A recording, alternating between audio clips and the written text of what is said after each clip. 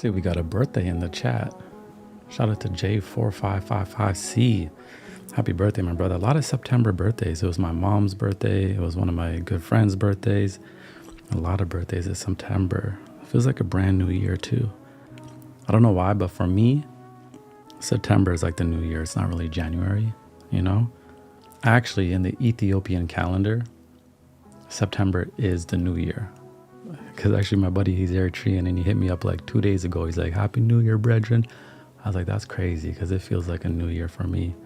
I got my tea. So now I figured out, I got these reusable, organic tea bags. So now I can bring my loose leaf tea from home and bring it to the studio. Sometimes it's hard to have loose leaf tea here because I don't have a sink to like wash everything. It's just like a little bit of a headache. So now I figured out the hack. So we got these we got these tea bags, which are divine. We're actually live on Instagram and on YouTube right now. So shout out to both worlds. It's been a long time since we've been streaming. Summer, you know, we was outside this summer. Plus, you know, we was just living, doing what we got to do. But how's everybody been? I love to catch up with y'all. It's a beautiful day. Get ready. What tea am I drinking? I'm drinking a black tea, the Lapsang Souhong. The Lapsang Souhong. I'm actually pronouncing it wrong, but I just like to say it that way. It just sounds a little bit better. But yeah, I like to drink my black teas in the morning. I mean, I'm not gonna lie. Don't be lying right now, Heinz. I like to drink black tea all day, every day, but you really shouldn't. So I do try to restrict it to the mornings, early afternoons, and then I shift to the green teas, and then the evenings I try to do like a flower tea. So I did actually a tea haul the other day, and I spent about $500. I don't know. I was sitting there at home and I'm like on Amazon. Yo, Amazon is a problem. I'm sitting there on Amazon and I'm like, you know what? I need some new teapots, some new tea supplies. And then I just go down this big rabbit hole and I just start discovering like all this stuff. Let me know if you can hear me all right. I want to make sure you can hear me. Let me make sure my sounds. No, hold on. Let me make sure my thing is cool and Gucci over here. Anyways, I spent about $500 on new tea supplies. So I got a lot of new flower teas. I got some really cool tea spots, some, you know, wooden spoons, some like honey things, all of that. Someone said, is he smoking though? Nah, we don't really smoke over here. So I quit smoking like 10 years ago. Just wasn't really the vibe.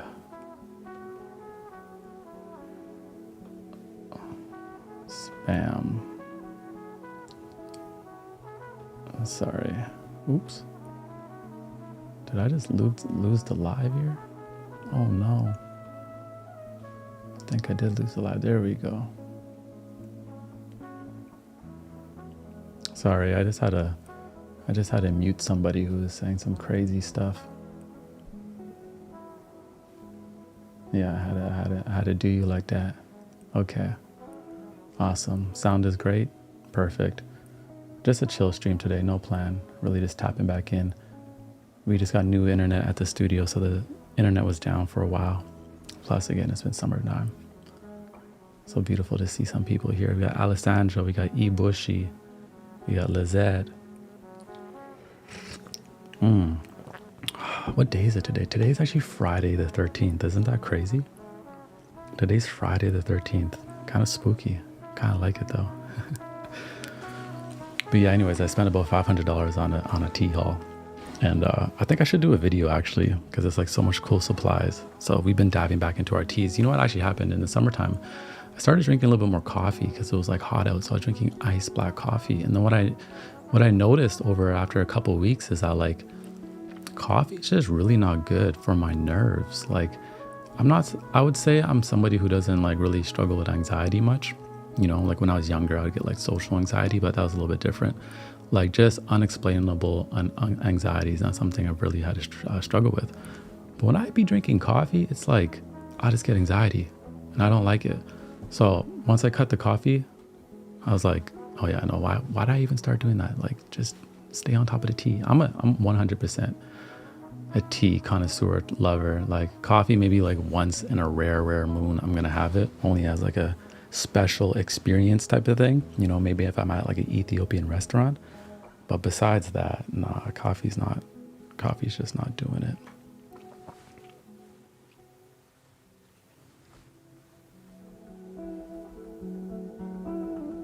The name of the music right now is actually, what's really beautiful about YouTube right now, right? So YouTube has kind of shifted the algorithm where it's just giving new channels a chance to be seen. So there's a lot of just new channels blossoming very easily. The algorithm's kind of like TikTok in its early days, where like you could start a channel tomorrow and blow up a month later.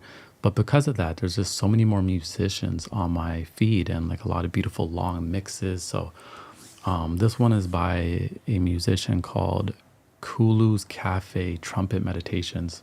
I like to just play it like in the mornings. I actually did my morning pages this morning. I got back into that book, Julius Cameron, and I was doing my morning pages to these sounds, and it was just absolutely perfect. Just brought me back to my center, and I've been absolutely loving that practice again. So this has been a season where we've been like kind of reintegrating with a lot of our practices, things that we stopped doing for a while. And I've been really enjoying it. Been writing a lot, started writing a book.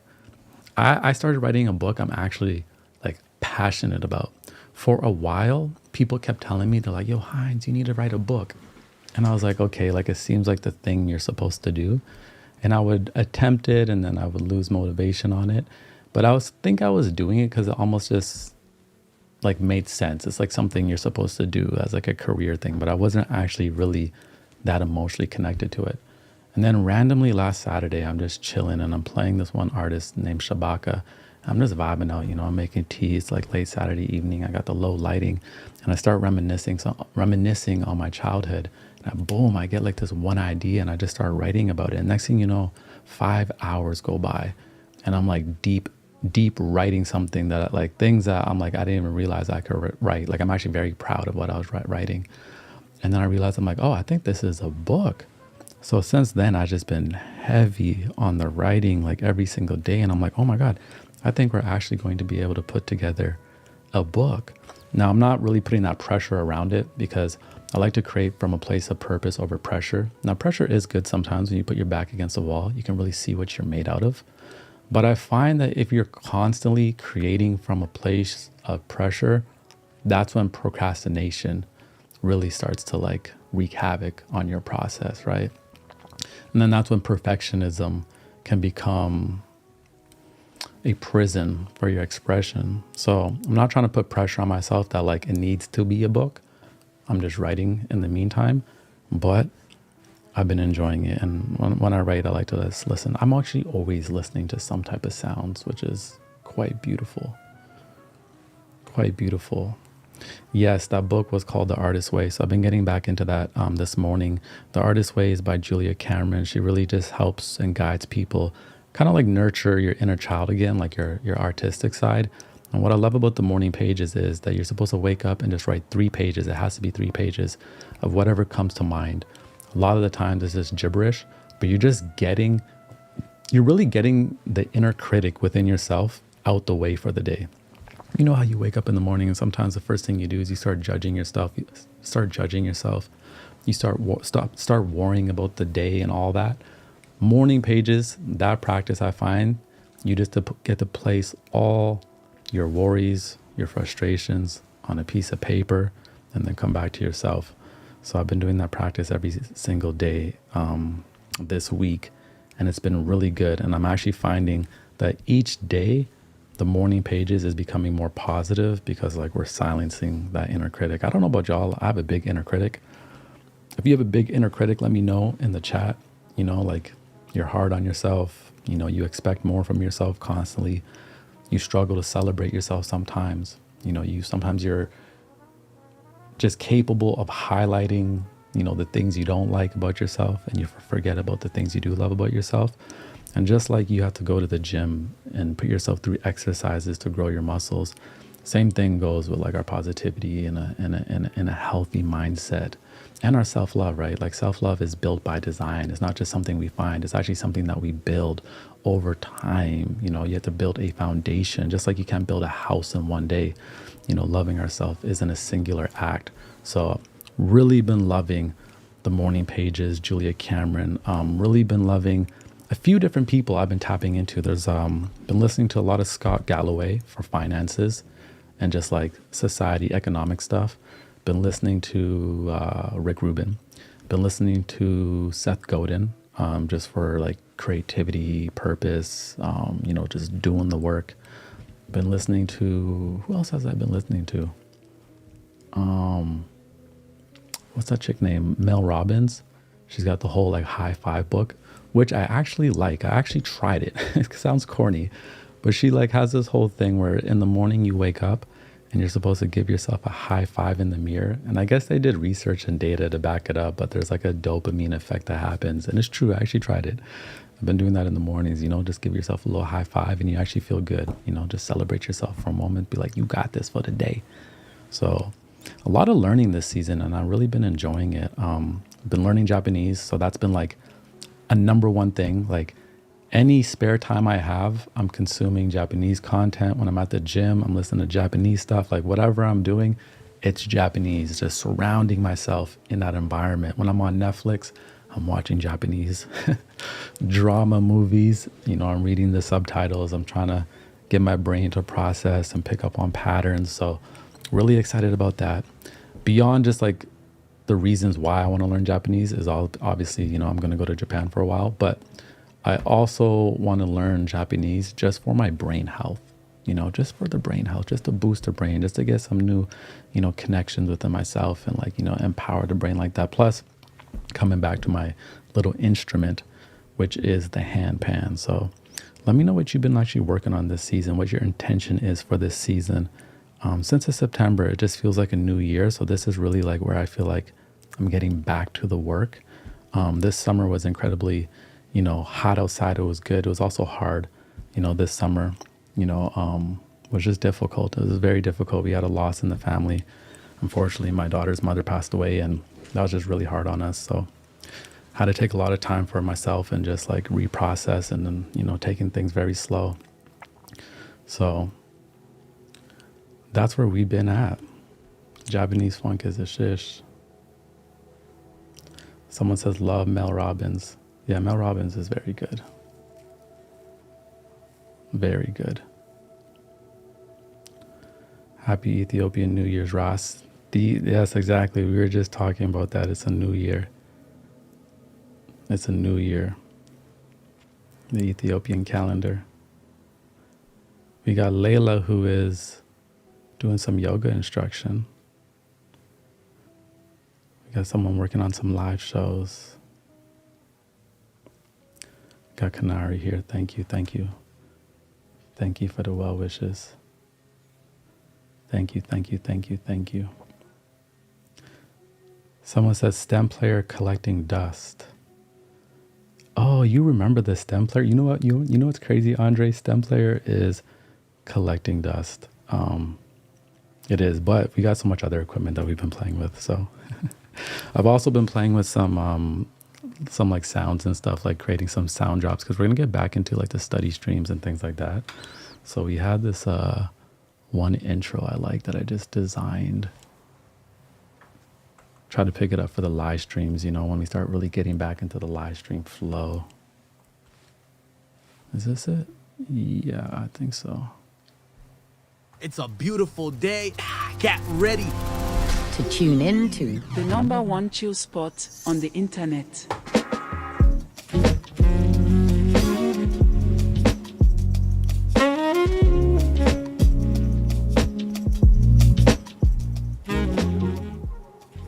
And then I could lower the music, you know, back again with my hands. So it's really fun, you know, just creating like little intros, you know, spruce up the live streams once we get back into the swing of things. A little bit of branding, sound branding, have fun with it, you know. When's the next study session? Next study session is going to be next week for sure. Thank you for everyone who's saying, sorry for the loss. It's actually like very hard for me to even just like admit that And just to say that, I'm a very private person, but sometimes I think some things you just, I don't know, some things just have to be let go. So, that loss was crazy. We didn't expect the passing just to happen like that, but we're going to stay strong, at the end of the day. Someone said, oh, you like jazz. Yeah, we've been getting into jazz as of lately. I've been listening to a lot of Berlioz. I'm actually going to a Berlioz show in Los Angeles, so that's going to be real fun, real beautiful. We just love music, y'all.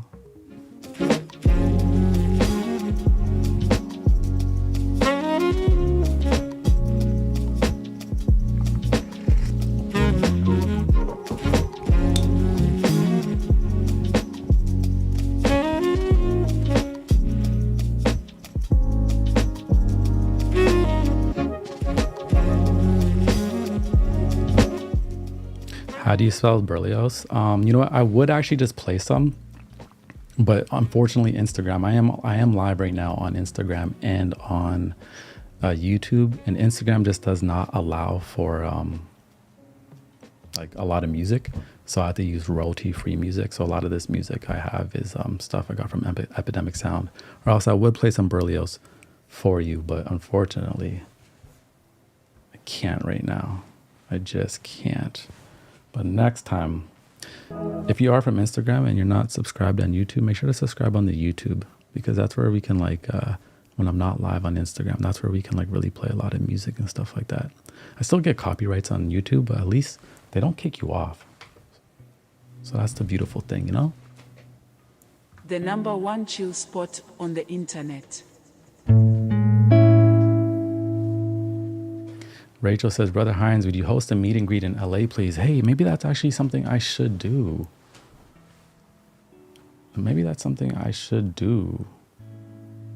Yeah, Fet's I'm going to ask for the reggae. You know what's actually crazy is I was literally thinking about you yesterday, Yafet, because I was building playlists for future streams. And I was like, oh, I got to make sure I got my roots reggae for you, Yafet. I was literally thinking about you. Someone says, open any page of your holy book to find answers to your problems. Yes, I actually have been opening my scriptures back up. I've been opening the Bible back up. I've been opening the Bhagavad Gita back up. And I like the Tao. Those are my 3 books I like for any type of ancient spirituality, scriptures, advice, and stuff like that.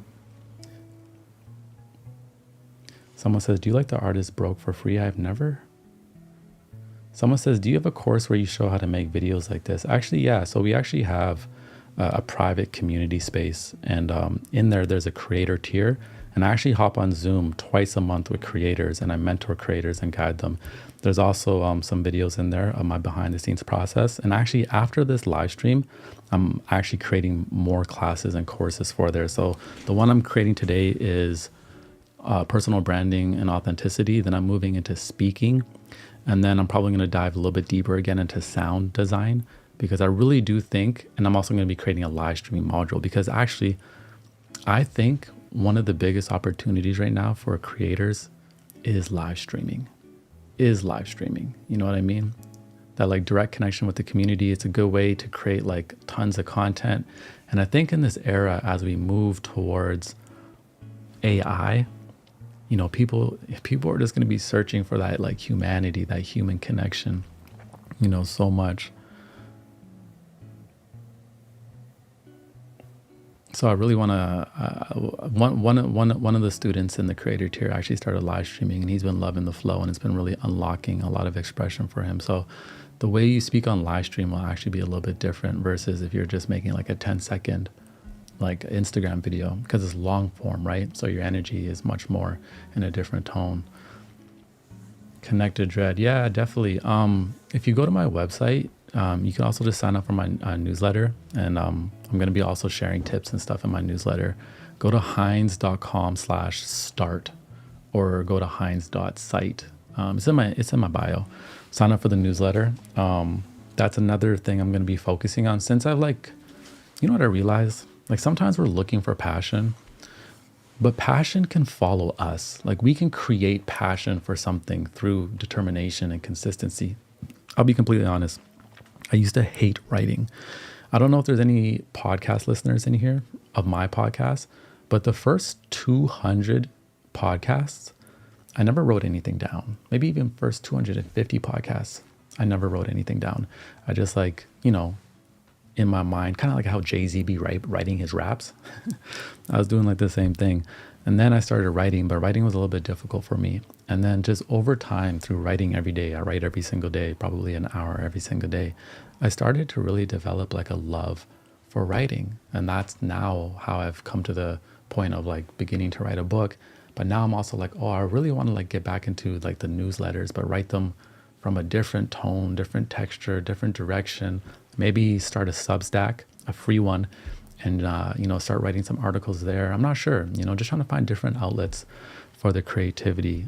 We had to change. We just had to change. We had to evolve. Like the reasons why we're in this is really for our personal development and our expression. I believe our highest form of nutrition is in our expression. So when things start to feel stale, I have to like find new mediums or evolve and fine tune at least my medium. So I think passion can follow us because I've been in seasons where I just felt passionate about nothing. And that's it's almost like a scary place to be because there's like no energy in you where you feel convicted enough to do anything. Like you're kind of just content doing nothing. And it's almost as if you're waiting for like some magical force to flow through you and then like catapult you into something. But I realized like you actually just have to act. Action creates transformation, ACT, you have to act. And then action also produces really good information, right? Like, I don't know about y'all, but for me, like, of course, I love to be in the mind. I love to plan. I love to go over ideas. But I can get into a space where I start to plan too much that the planning really just has manifested into a form of procrastination. And the only thing for me to do next is just take a step and see what happens. When you take a step, the path starts to illuminate. You realize, that didn't work. Let's go this way. Might as well fail fast and fail forward, right? It really sucks to fail slowly in the wrong direction. So I just think like this year, especially 2025, 2024 is like a good year for a lot of creatives to take more risks, to experiment more, and like, don't be attached to those failures emotionally. Just be like, boom, that didn't work. Okay, fine tune it, experiment, maybe go in a different direction. This platform's not really working for me. Let's try a different platform. Find where my community is, find where my tribe is, right? Maybe you don't have to be on every single platform if that's exhausting you out. I know that exhausts me out. That's why I don't really put much energy into TikTok anymore. It's just not really the platform I enjoy being on. I think actually right now, I think the thing I enjoy the most is live streaming. That's probably the thing I enjoy the most, right? And that's not a financial thing at all. Like when I hop on live stream, I'm not making no money. I just do it because I really, really love it. Someone said, how can I control my emotions? I'm always angry, but I like to control that, or I get angry so easily. First off, I try to get to the root of why you're angry. There's obviously something that's bothering you, right? Triggers are always signals to something. Second, we talked about the morning pages this morning, a beautiful practice every single day. You write 3 pages and get everything out on your mind. So get those emotions, get those frustrations on paper. And you have to understand, you literally cannot control other people's actions, right? You can really only be in control of how you respond. So like, I have this philosophy where I trust everybody. Now that sounds crazy. Like, why would you trust everybody? Right? You always hear, don't trust people. I actually trust everybody. And when I say that, I mean, I trust that everyone's a human being. I trust that everybody has the ability to be kind, to love me, to turn on me, to be mean, to lie, to manipulate. Like, everybody is a human being and they have these abilities to do the full spectrum in the human experience. So I can't control that, right? I can only lead with love and leave with love. I can only be in control of my actions. And at the end of the day, I've never really seen anything positive from like inflicting anger at anybody. So like, you can be angry, but you need tools and exercises to do something about that anger, right? Go to the gym, go for a walk, have a breathing exercise, Have a passion, put that into something, you know. A lot of musicians put their anger, put their frustrations, put a breakup through a song, whatever you may do. But just being angry with people all the time, really, really at the end of the day, it doesn't bring you nowhere, right? It just creates this like unfortunate bondage with so many people. And like now you're just not in your own peace, but you're not an actually angry person. I'd actually rewrite that. I'd actually rewrite that narrative and stop saying I'm an angry person, right? Because you've identified that like your being, your soul is angry, and that's just not true. You just struggle with the emotion of anger. Just like everyone struggles with different emotions, and other people don't struggle as much with other ones. Some people struggle a lot with jealousy. It's just one of those things that they battle with. Some people really struggle with maybe like lust or something like that. Some people struggle with confidence, right? It doesn't mean that you're an innately angry person, right? You didn't come out the womb an angry person. So I'd rewrite that narrative off top. Like, you're not an angry individual. You experience anger and you struggle with anger, but 100% you can move through that, you know? Like, I used to always tell myself, oh, I'm too shy to do this, you know, I'm too shy to do that. And that was a narrative I built, and I had to reconstruct that narrative, right? There was once a time where I didn't even think I could come and sit here and speak with y'all on live stream like this, right? I even constructed narratives where I was like, oh, I would never be able to public speak. That's just not true, right? Just because we haven't done something doesn't mean we can't. I always say, I can't does not mean I won't, right? I can't does not mean I won't. It just means that we got work to do. And there's nothing wrong with having work to do, right? There's always going to be work to do. You know, it's nobody's perfect. The truth is as well, as I've gained a little bit more success in my life and then met other people who are a little bit successful, because that's probably the best thing about starting to make more money. And like, let's say you start to like develop a social brand, it brings you opportunities where you get to meet other people who are in the same space of you and higher. And what I've realized is everybody's winging it. Like, we all, like, trust me, if it seems like someone has it figured out, everyone is winging this thing called life, like literally just winging it, trying to figure it out. You know what I'm saying? Like, none of us even know how we ended up on this planet. We just, boom, we're just here, you know? We're doing the best we can while we can. So I would say have a lot more grace for yourself. First off, you know, you're not an angry person. You're a beautiful person. You know, you're a human being and you feel, you know, and that's a powerful thing as well. That means you feel deeply, right? You're in touch with yourself in a way. You just have to find ways to, like, you know, transmute that. I really think everyone should have like something they could apply their energy into. I think everybody is a creator. I dislike how the word creator has been applied to social media. I just think even creating a life for yourself, like the life you want to live, you know, getting the home you want, you know, like creating the family you want, that is a creative process, right? That is life design. You're designing a life, right?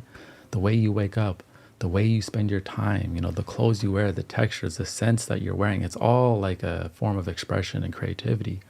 I think we're all creators. And at the end of the day, I think the more we create, I think it's our highest form of nutrition, right? Just like, you know, the great creator, what did the great creator do? You know, it created the universe, it created existence, it created everything, you know, it loves to create. Anytime I go out into nature, which I'm outside a lot, I be outside a lot, I look at things, I'm like, yo, this creation, chef kisses, I'm like this. I look at God, I look at Jah, I'm like, yo, you did good. You did good with this one. You did good. You did good. You understand? I haven't seen the other planets, but this planet, you did good. You did good with this one.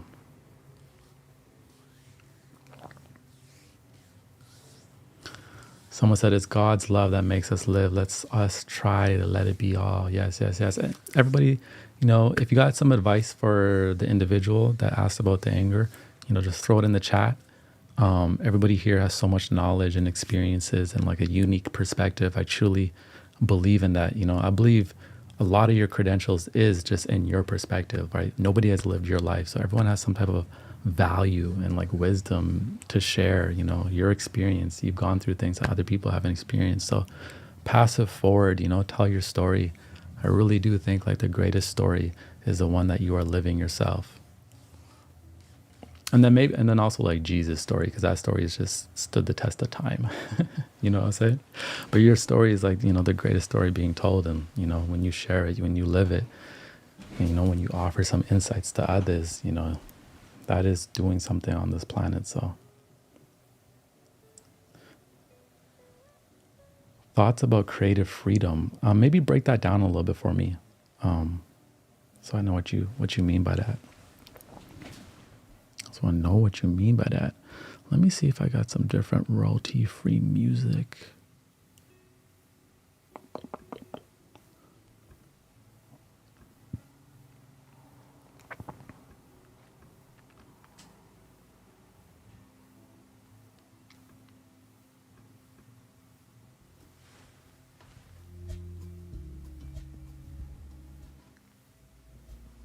That's not really the vibe I'm looking for. What's the plan for the weekend, y'all? What's everyone got going on?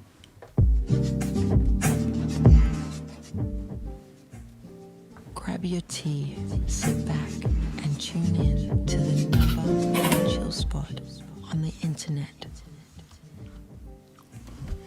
Yeah, I got so much work to do for these live streams. Just like a lot of sound design. I want to create like a really beautiful experience. The hardest part is that like the hardest part I find is that I'm creating content that's not like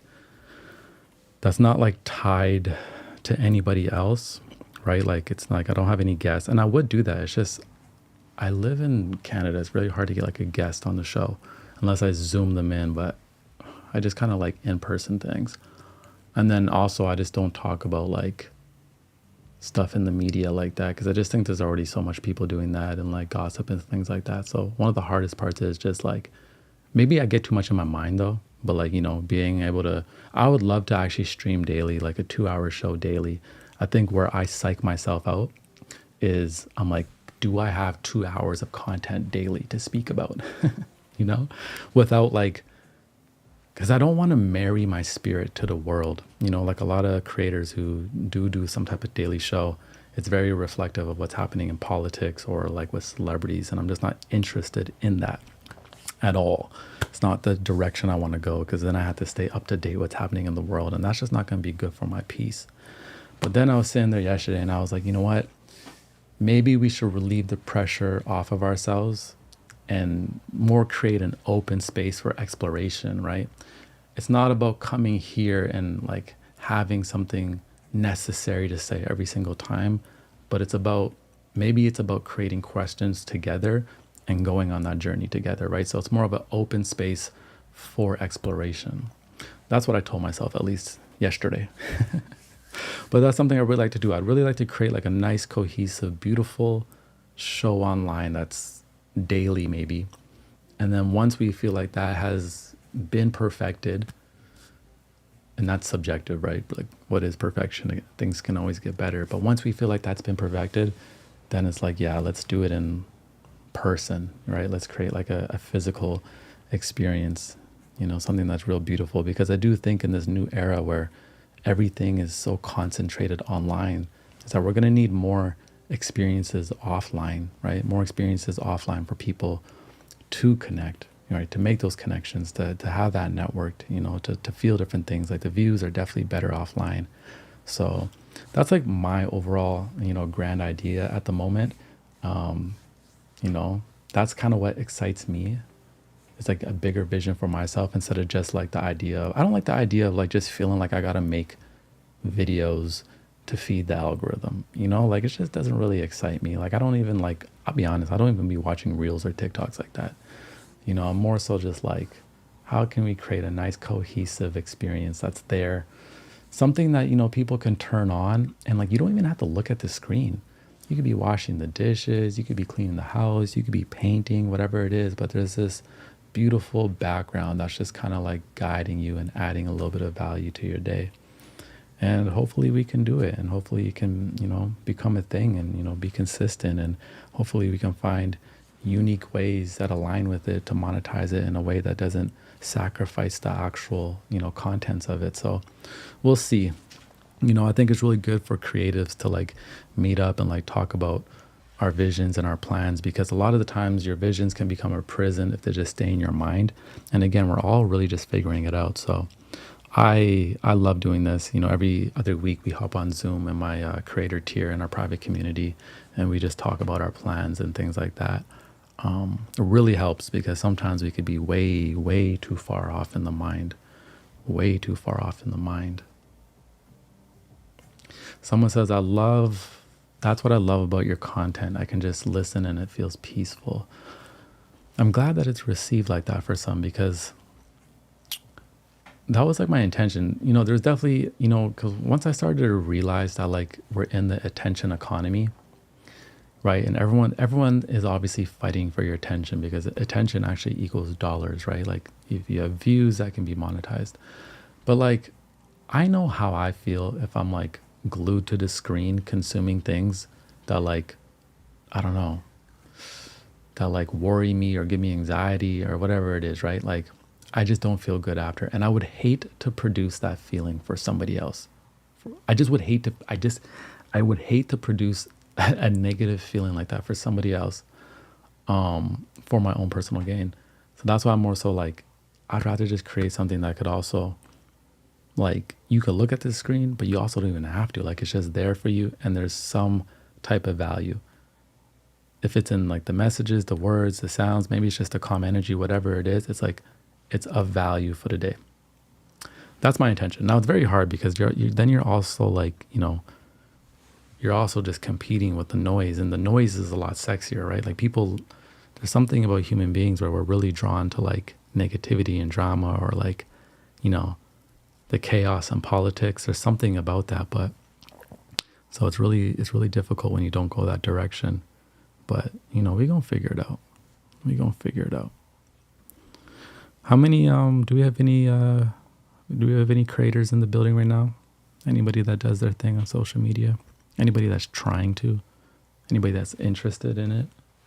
Because I think one of my new directions is really going to be trying to support other creators, create things that they're actually proud of, and create their own universe and ecosystem. Because if anything that I'm good at, I think I'm good at creating my own universe. I think whatever I create kind of feels like me, looks like me, sounds like me. And it's like I've created a universe, an ecosystem, more so an experience.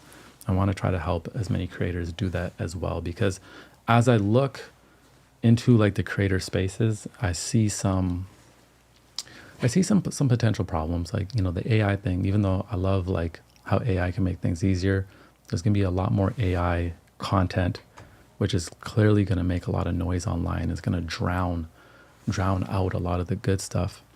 I also find a lot of the more analytical type brain people, so the less creative types, have realized that, creating content's almost like a form of printing money.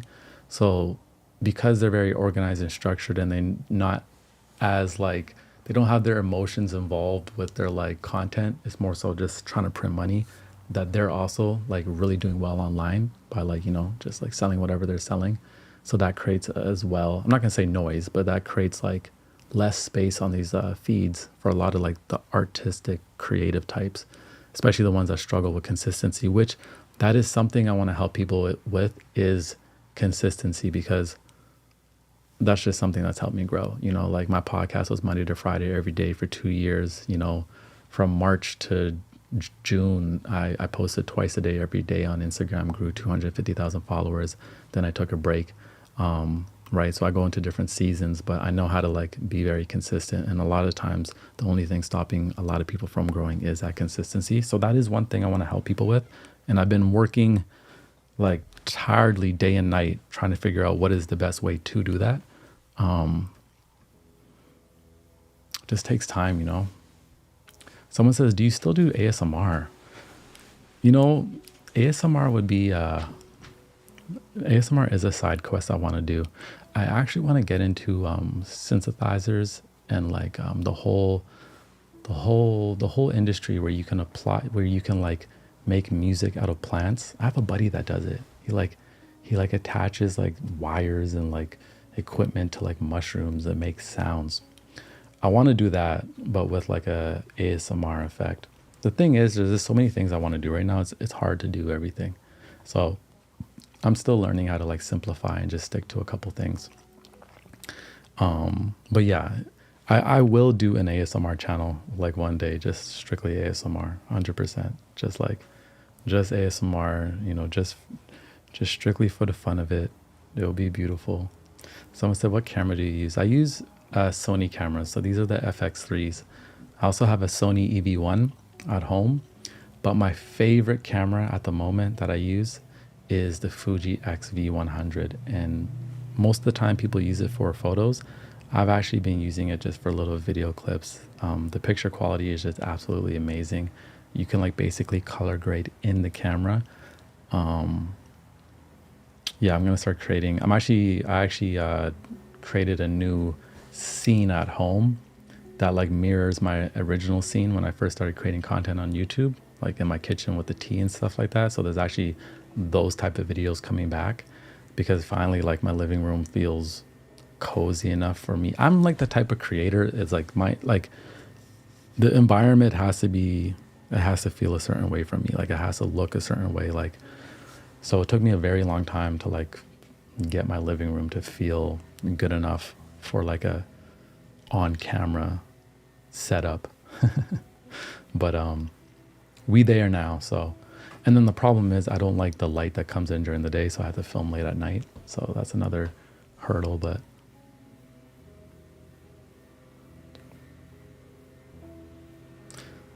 yeah. Send some love to Christian in the chat. I can see that Christian's really struggling. Send some love to Christian. Just throw some like heart emojis up or something like that. You know, throw some heart emojis up. Very key. Rar says Fuji colors are the best. We got Jasmine from Finland. Kimberly says, I'm struggling a lot on trying to start. I love your type of content. I would love to share more of my mindset with my followers, but I struggle on being consistent. Yeah. So Kimberly, I actually did like a poll. I did a poll like a few weeks ago, just asking people what are their main struggles, and consistency was the main thing, right? And I was in the same boat. 2019, I struggled to be consistent. Then I started making and sharing stuff every day, which is difficult, but I found a way to do it. There are ways to do it. And within 1 year, I started growing, right? Immensely. When it comes to social media, there is no growth without consistency. Unless you are making blockbuster, wild, banger films that just captivate the world. Like, you know what I'm saying? And then maybe you can post like once every couple months because like you're making like these things that take so much time and whatever, but consistency is the hack. And I have so much knowledge around it. I'm just trying to find the best way to create. Let it be if it's a course, let it be if it's like some type of like cohort or some type of online experience. I'm trying to find the best way right now to cohesively create that so it's effective, right? I don't want to bombard people just with information or a bunch of text for them to read. I want to create something that's actually going to help people. But the most beautiful thing about the consistency is that it's not just about uploading videos. It's that like during that process, while you're uploading, while you're creating things every single day, there's another thing that happens. You're actually growing as an individual. You're developing your character and your personality, and you're learning about yourself. Now, I talk about, I have like this one class in my creator tier called the Ultimate Why. And I always say it's really important to like know your why sometimes, why you're creating content. And my why is actually, I believe it's an amazing personal development partner, almost like a spiritual practice. You know, I learn more about myself in the process all the time. And it also gives me opportunities and challenges to like overcome the parts of myself that I felt were so innately a part of myself, right? There was a time that I didn't think I could speak on camera, that I wasn't that type of individual. But the practice gave me the opportunity and the challenge to overcome those narratives. So what I love about being consistent is actually from the moment you start to, let's say, if you dedicate, I'm going to be consistent for 90 days.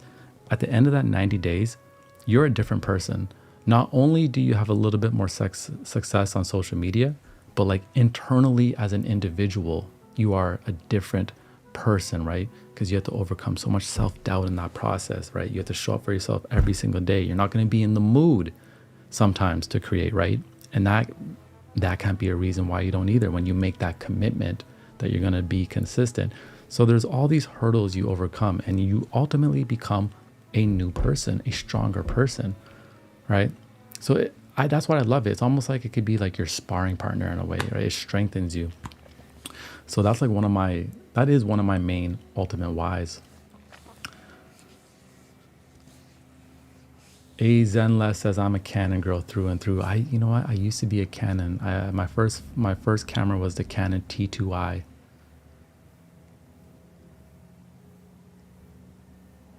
T2i, and then I pivoted to. Someone says I'm not sure why, but the split view is a vibe. Do y'all like the split view? This is the first time I'm trying the split view in the vertical format because we are on Instagram and we are on YouTube. But I was like, let me try a little split vibe so I don't have to switch the camera myself. You like the split vibe? Someone says I struggle with being consistent myself. Any advice? I do have advice, but I'm really actually just I'm creating content around it. I'm going to be creating something around it, but there's so much I could say. There's literally so much I could say. But I'm just not going to say it right now. I gotta cohesively bring it together. So just give me a little bit of time on that. It's actually something I'm working on actively because I think that is probably the one barrier. That's also just how you get better, right?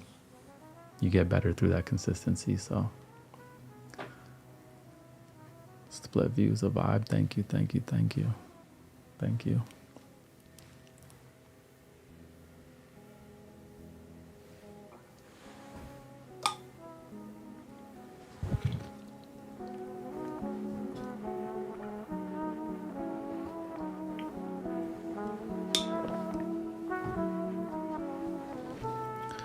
Also, thank you to everyone who's purchased a reminder deck, throughout the summer. It's quite a bit of you. My apologies for there was some problems with our shipping warehouse. Some deliveries went out late. It like really disturbed my soul and my spirit. Like getting a couple emails from some of you asking where the package was. Trust me, I spent so much energy and time in developing this, and like every single person who has bought it has said it's top quality. So when a couple of you didn't get it, and when it took a little bit of time for you to receive it, I was really sad, but I'm glad we got those hiccups figured out. That's how it is with a business. Sometimes you experience some struggles, but thank you to everyone that has purchased the deck, 33 cards to support you. Really, it's kind of like, I always say, this is the podcast in physical form, like if pretty much like the theme of the podcast and like the consistent message in the podcast are on these cards. Live the life you love the life you live. Super key. Destinations in every step, right? Loving the process. You know what's crazy is that like a lot of the most cliche things are just so true.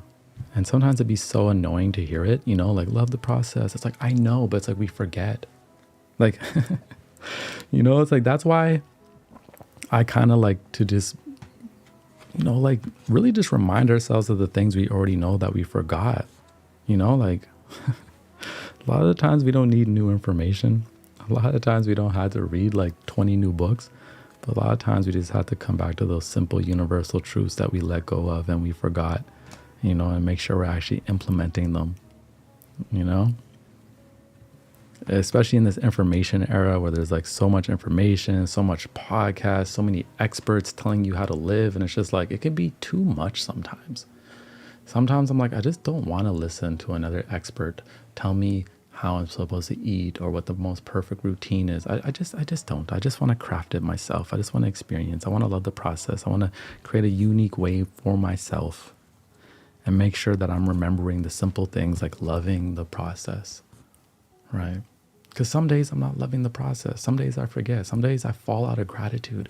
I have this practice that I do in the mornings now where as I'm making a cup of tea, well, first I do my morning pages. And now the morning pages is from Julia Cameron. And I do that to basically silence the inner critic and just get the junk out of the mind and get it out on paper.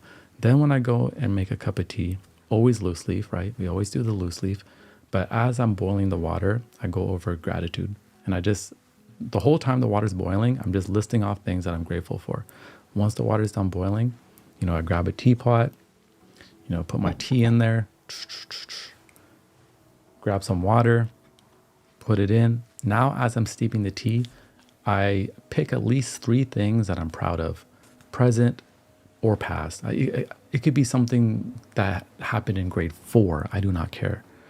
As I'm steeping, I'm just going. And sometimes, like, you get a brain fart and you can't find anything. And I force myself to find things that I'm proud of. Once that's done, pour my tea into the cup, start to drink the cup. As I'm drinking the cup, I list off 3 things, innate things that I love about myself. And then after that, I just simply like visualize how the future is going to be.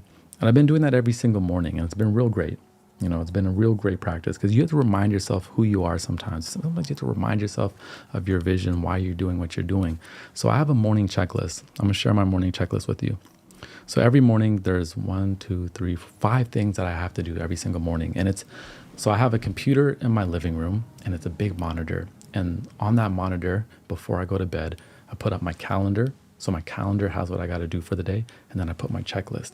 And on that checklist, there's 5 things I do. In the morning, boom, I look in the mirror, I give myself a high 5. That's like the first thing I do. Next, go downstairs. I do my morning pages, 3 pages, no less. I used to do less, and then I realized Julia Cameron, she emphasizes you have to do 3. And I realized, again, that's the commitment as a creative, like just write, get through the mess. And a lot of the times through that gibberish, you find a gem in the writing, you find some gold. Actually, I wrote a podcast today, and the idea came through my morning pages, but the first 2 pages was just gibberish. By the 3rd page, I came up on some gold, took that gold, crafted it, worked it, and now I got another podcast. After the morning pages, I make my tea, I just do what I told you, and then I go for a walk, I go outside, right? Crucial. As I'm walking outside, I'm just like, taking in the good, what does deep diving water say? That good ass prana, baby. Yeah. Then I come back home. I do a little meditation, a little deep breathing, like quick too, like, 5-10 minutes. And then I sit down and I have a piece of paper on my Notion doc that has my purpose, my goals, and my philosophy in life. And I read through it. I literally I'm reminding myself every morning of who I am. And if there's anything in there that doesn't resonate anymore, then I get rid of it because we're constantly evolving as well. And then after that, I go and I write a podcast, right? So the podcast, I got like a bunch in the tank. I got to start posting them again. But I realize like sometimes this is like, if you don't do that, you can almost forget who you are. Like you can have a lack of identity, conviction, purpose throughout your day. And then you just don't feel convicted to do anything. And it's like, you have to do the work. You have to build yourself up. You have to almost like design your own self-love, like brick by brick, just like building a house. So that's my morning checklist at the moment. And it's been doing wonders for me. It's been doing wonders for me, especially after just like me and my daughter just, going through that, I've really had to like pick myself back up, like there was so much worry that I have just about, I don't even like talking about it publicly, but I feel like this is a safe space. There's just so much worry I have about, the passing, that like I've had to like rebuild a part of myself back up, constructing it every single day because fear and worry really like deconstructed parts of myself, right? So you have to make those efforts, right? No, it's nobody else's responsibility to take care of your mind, right? Just like nobody's going to come clean your room, nobody's going to come and clean your mind, right? Once you start to notice your mind is going down that spiral consistently day in and day out, and you're looking in the mirror and you're not having no grace or love for yourself, you're not showing up for yourself, just like you got to clean your room, you got to make the effort, clean up the mind. You know what I'm saying? Address yourself, create those practices. Just like we go to the gym to develop our muscles, create practices for your mind and your heart. And they can be unique to you, right? They can be unique to you, whoever you are.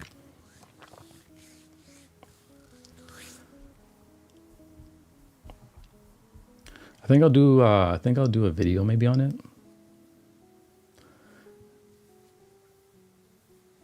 Melanie says, I love the podcast. I listen to old ones again when there's no new episodes. Yeah, a lot of people do that. I like what Yafet said here. Rebuilding yourself, productive rehabilitation. That's the perfect words for it, actually. That's better than I worded it. Rebuilding yourself, productive rehabilitation. I love those words, productive rehabilitation. That's actually what it feels like. That's crazy.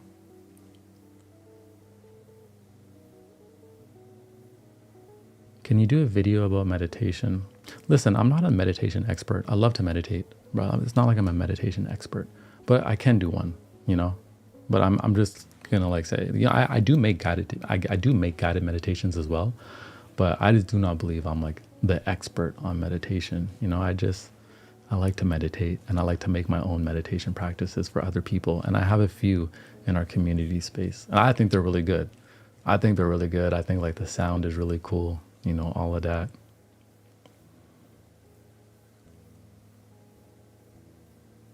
Someone says, can we get the card shipped to South Africa? Yes, you can. There are people in South Africa who have ordered. At the moment, there's a new shipping provider. So I do know the international costs are a little bit more.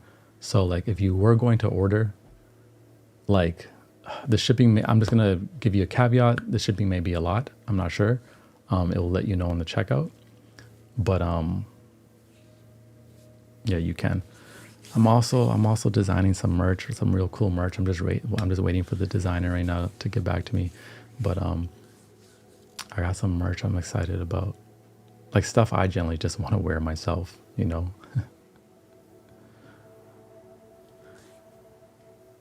Someone said, bro, it's crazy how you can poison your mind and not even know. But once you do realize, it's so hard to break out of it. It makes you wonder how you even let that bullshit in. Exactly. Good point, Schwinn. Right? Because sometimes you're not even aware that you're swimming in your own bullshit. And then you catch yourself, right? And you're like, whoa, how did I get there? And then you got to like rebuild back up. But that's okay. You know, there's different seasons, but you know, we got to stay on top of our game.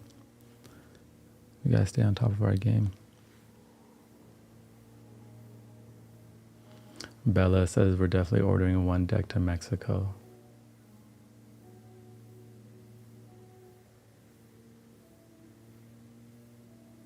We need merch. Yeah. I've been like very slow on a lot of things. You know, the one thing with the merch was like, obviously I've had so many merch companies hit me up and they're like, oh, we can print it. And then they send me samples. The quality sucked. The design sucked. I'm just somebody that like, I don't know, man. Like if someone's going to buy something, someone's going to take their money and buy something, I want to make sure they get quality. I want to make sure it's something that like I am going to wear every day on stream, you know? So like, I know it's like it should have already been there, but at the same time, I just really wanted it to be good. And now I got the idea, I got the concept for the whole capsule collection and everything like that. And I got the designer I wanted on board. You know, like I'm not going to just give you like some Canva design, slap it on a t-shirt. I'm not going to do that. I'm not going to play that. I'm not going to play y'all like that. I just refuse. You know what I'm saying? I'm going to give you something that's freaking fire. Like fire. Fire. Someone says, are you on Twitch same time? No, I'm actually on Instagram live and YouTube today. So we're going to start multi-streaming. So if I'm using music that's copywritten, I can't go live on Instagram, but I can go live on TikTok, YouTube, and Twitch.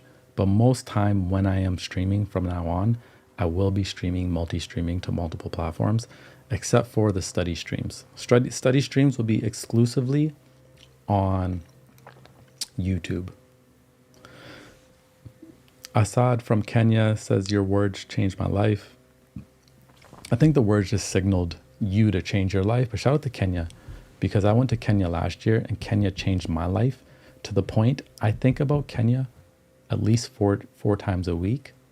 Like I'm literally planning on like coming there and spending a lot of time there. I want to do like, I want to spend some time there. I want to address,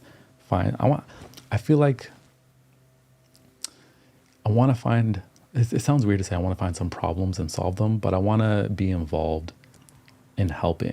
When I was in Kenya and I saw like the street children, that really bothered me. So I did some research on just different programs and stuff and people out there who are like helping those causes. So that's something I want to do in my 40s, is go out there and just like, spend some time, doing some outside work. But beyond that, like I had so much fun in Kenya. Nairobi was a big vibe. You understand? I partied pretty heavy out there by myself too. I was going to parties by myself and people were pulling up on me, recognizing me. That, what's actually crazy? I would say the best feeling I've ever experienced throughout this whole social media last 4 years was being in Kenya and having people in Kenya recognize me, come up to me, and like making friends just off of like people who watch the content. And I'm like, I'm all the way in Africa, Kenya right now, and like I'm connecting with people because they saw a video. I'm like, that's absolutely wild. You know what I mean? That was like a really big shift for me. That's something that I cherish so much. So Muji has a great guided meditation if anyone's looking for that. Yeah, Muji got a really divine voice too. Muji Jamaican too, so shout out to Muji. We love Muji over here. Muji's good vibes. It's been around for a long time, consistently just giving good vibes. I love it.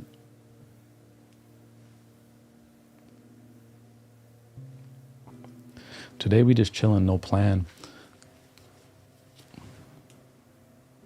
Someone says they recommend Wim Hof. I actually have Wim Hof's app, which I like. I wish I had that myself. I'm going to figure it out.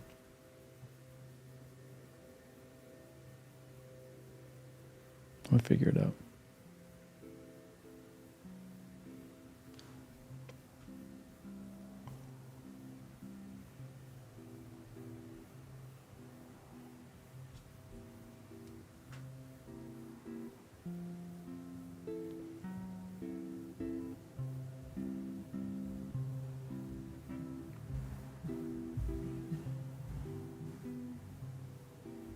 Someone said, I miss your videos of you dancing to music. That was an era. That was an era for sure. The funny, here's a great lesson for creators out there and just experimenting with content. So I've been creating things my whole life, right? I spent a lot of years creating music videos, doing lots of different things, and then like started doing my own content. The first content for me to actually like blow up and get real recognition wasn't like content that's reflective of the things I was actually trying to do. The first content for me to blow up was me dancing to dancehall on TikTok. Right? Like me dancing on TikTok. Someone says, are you making the music go louder with your hand? Yeah, I can do that.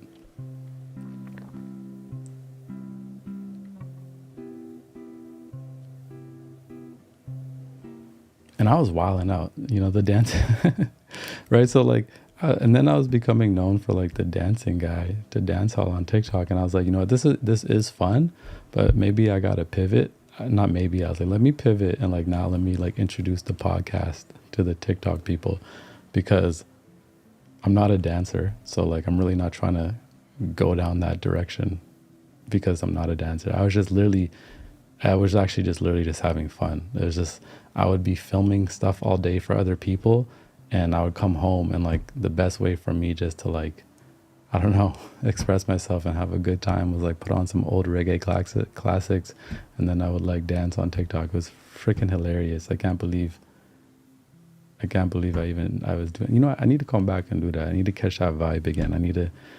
It's really, I just got to catch that vibe again. It's hard to do something if you don't feel it, but maybe I can. But it was a vibe. It was a vibe, but it's a great example of like, diversify yourself with content. You really don't know what's going to like catch people's attention. And then at the same time, like you can still introduce other aspects to yourself, right? Like we're a whole spectrum. It's like you're a whole vibe. Your content may be about sports, but there's other aspects of you, that are so true to you and that you may want to share, but you may be like, oh, it doesn't fit my niche. And you are the niche. We hear that a lot now. People say that, and it's true, right? And the truth is, when you create content, you have to accept that sometimes people are going to unfollow you if you do change, and that's fine, right? Like, if someone subscribes to you because you create cooking content, but then you get really inspired and start to do like vlogs, or now you're like doing something completely different and you start to lose a bunch of followers, well, yeah, it makes sense because, you know, they signed up to you for the cooking and they're not interested in this other thing, but that's okay because you're going to attract new people who are interested in what you're doing on this part of the journey and this stage of your life. So like Rick Rubin has this thing where he says the audience comes last. And I actually do agree in the sense of the audience comes last. You got to create for who you are in this season, right? You can't perform a passive version of yourself for everybody else because then you're going to hate yourself. And then if you hate yourself, you're going to hate what you're making. And then you're going to be putting resentment into your creations.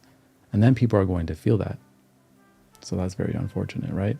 So that happens a lot to creators. And I've even been there where like, it's almost like, oh, I know people want this from me, but I don't feel like doing that, but this works, so let me do this. And it's just an icky feeling, you know?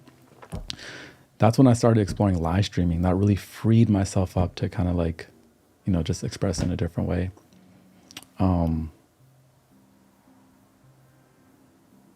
Yeah, Coffee Girl says they come and go, so you might as well just be you. That's true. They come and they go, you know? You might as well be you. Be yourself so the ones that love you can come closer. The ones that don't, they can go somewhere else. You understand? That's just how it is, you know? Do you have others around you with the same mentality? I would say like all my friends, you know, of course we're very different, but we're all like creative types, you know, quite motivated. And I got positive people, but I'll be honest, like, you know, as you get older, you know, your life and your friends' lives, they just evolve in so many different ways that most of my friends have moved. So like, I got like one best friend still here and he's moving to Kenya in November. You know what I'm saying? So most of my people are in other places now. So I don't see that many people, you know. I'm a father. So, you know, I do that. But I got good people around. And I'm excited for like the next decade. Actually, something I said on my walk this morning was I want to start to develop another network. And maybe seek out some mentors and stuff like that.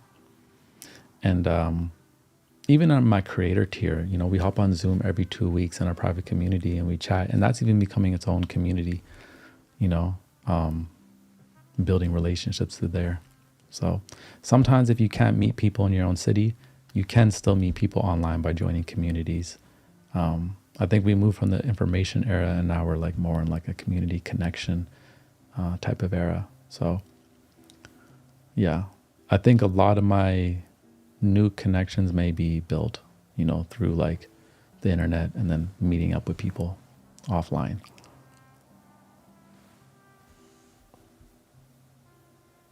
How do you even find friends as a creative adult anymore? Yeah, so it is difficult. I would say it is kind of online and through other people. Like, so I have one buddy who's in film, one of my best friends, and he had an idea for a project and he's like, I know 4 other people. So we actually all hopped on Zoom last week. All of us were actually thinking about doing like a creator retreat.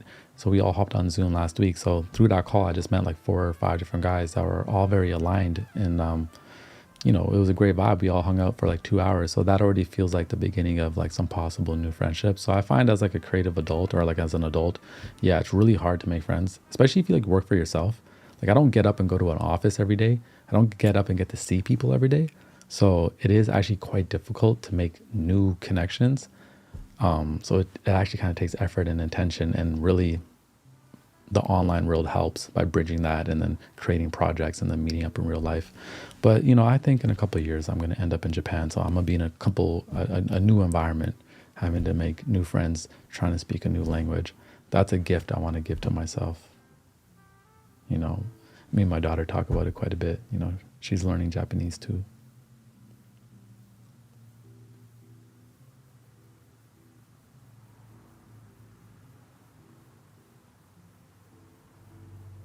Someone says I lost everyone, but that's because you will outgrow. That's inventable. Yeah,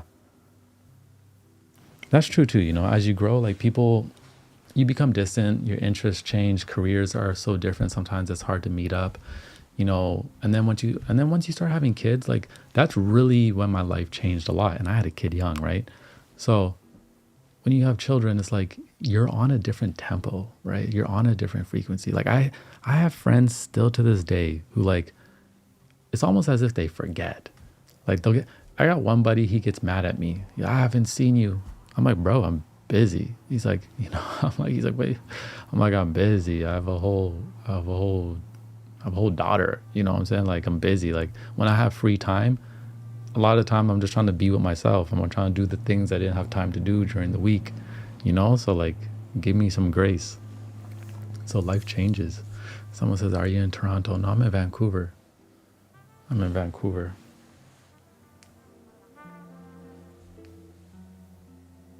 Someone says, how's your Japanese? It's horrible. I'm learning though. I'm just in the consumption. I'm just in the consumption, putting myself in the universe, trying to learn right now, but I'll get better. I'll get there. You know, one of my regrets was never knowing a second language. Just didn't have a second language in my family. And I always kind of convinced myself it was too late, which is a curse. It truly is a curse to put yourself under the narrative that something's too late. Oh, it's too late to, learn an instrument, to learn a language, to do this, to do that. Like, you might as well get going now. So like 3 years from now, you don't have to say it was too late. You can say, oh, I'm in it. I'm doing it.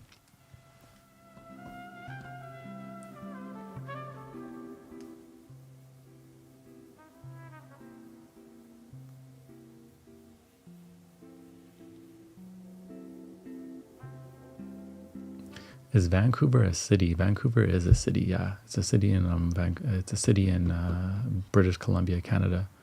There's also another city called Vancouver, actually just across the border in America. So I literally live 35 minutes, 40 minutes away from the American border. I was in Seattle like 2 weeks ago. Just drive. Seattle's not even a 2 hour drive. I can get there in about an hour and 45 minutes.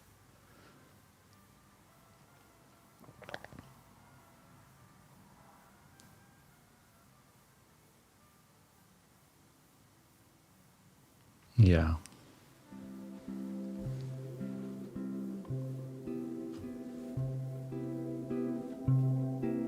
You got my brother said in the chat. Instagram all-star over here. Seth throws up videos like to me, like 1 million views is like a lot of views, Like I got a couple of videos with 6 million. And I'm like, that's big. My brother said here throws up videos and gets like 80 million views on a video, 45 million views on a video. Absolutely. It's like this guy's playing the Super Bowl every day on Instagram. It's crazy. Someone says advice how to maintain peace in a toxic household. One time I lived with a buddy for a short period of time, and I wasn't aware that he struggled with an addiction until I moved in. And it was the most toxic situation I've ever experienced in my life. It was one of the worst times of my life. I would literally wake up every day at 3:30 a.m. just so I could have 2 hours of peace in the morning to myself. And I really had to guard my time. Someone says I'm like Kendrick at the halftime. It's crazy too. So like throughout this like Kendrick and Drake beef, the whole time me and Seth, because I'm Canadian, right? And he's from Compton, so it was like really like the perfect metaphor that it is like kind of beef over it. And obviously I was just, I just had a rep for Drake because I'm Canadian. And obviously now Seth hasn't given it up. He's still going hard on me every day with the Kendrick shit. And I'm just like, it is what it is. It is what it is. It is what it is. Someone says, brother, you read your Quran. I've opened up the Quran many times. I also have a buddy but I'm not Muslim, nor am I going to be. But I have a buddy that's in South Africa. I'm studying to become a Islamic scholar. So obviously he's always sharing knowledge with me. So I do have a Quran at home. Can we say who the winner is? Obviously, bro, it's all good. It's already over, bro. This guy won't stop, y'all. I'm gonna have to kick you out. Obviously, Kendrick won, okay? It's over. It's over. It's over. It's over, man. Leave me alone. My guy, leave me alone. Until round 2.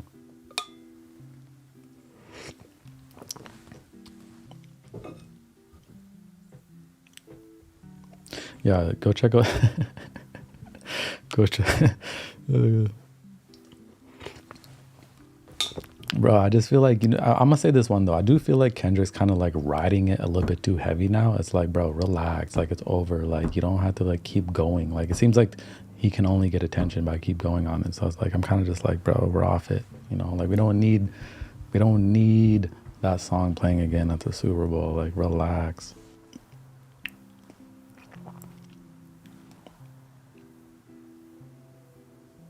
Someone says, can I ask you as a creative person to explain the difference between creating content and creating an artistic product?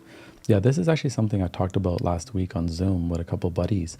I think the difference between a content creator and let's say like an artist who creates content is a content creator is more going to create depending on what the audience wants. So I think a content creator is much more focused on the algorithm, the trends, the numbers, looking at the analytics, and kind of creating in a way that favors the most success. While I think an artist who creates content, anyone with like a more of the artistic spirit or approach is going to create what they want first and then figure it out kind of after like that. And even if the audience isn't really responding, but they feel convicted about it, they're going to continue and push that forward, right?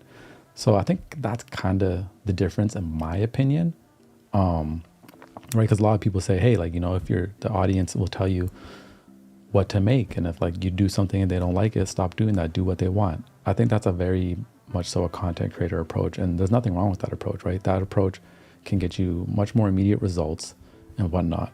But I think for people who are a little bit more of an artist in spirit, I think it's really important for those individuals to really kind of create what they feel they want to create and bring that into the world, right? And that's again what Rick Rubin says when he says the artist comes last. So you're creating what you want to create, and if the world receives it, they receive it. If not, they don't. Another thing with Sed was actually in the NFL. So this guy's just like, I think mentally he's like still competing in every aspect of everything. So he's still banging on me about this Kendrick stuff. And I'm like, I think he's still playing football against me in his mind or something. So he's still going hard. After the Super Bowl, it's done. It's dead. It's dead.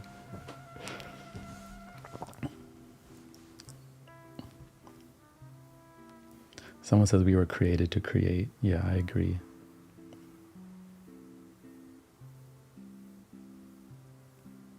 Can you accept collaborations? I have a podcast in Kenya. I actually did a collaboration with another creator in Kenya. Her name is Temi. Temi's an amazing creator who's just so consistent with the fire. And we met up and we did a video together while I was in Kenya. So yeah, when I'm in Kenya, I'm more than happy to link up with other people. I see Robbie in the chat. Shout out to Robbie. Thank you, brother. Would you come visit the beautiful place in Tulum, Mexico? Actually, I think I'm going to Tulum for Christmas. I told my family this year, I'm like, can we not buy presents? It feels like obligation buying. Like, it feels like we're buying things that like none of us need because we're supposed to because it's Christmas. I'm like, can we just take a trip?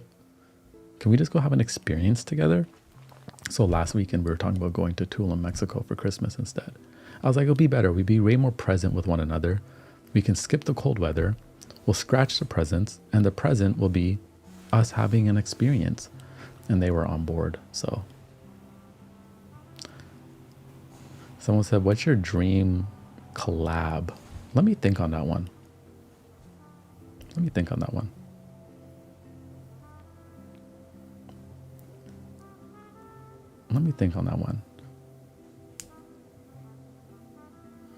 Winter Robinson says, the guided meditations in the chill community are amazing. Thank you. I need to make some more. I need to make some more.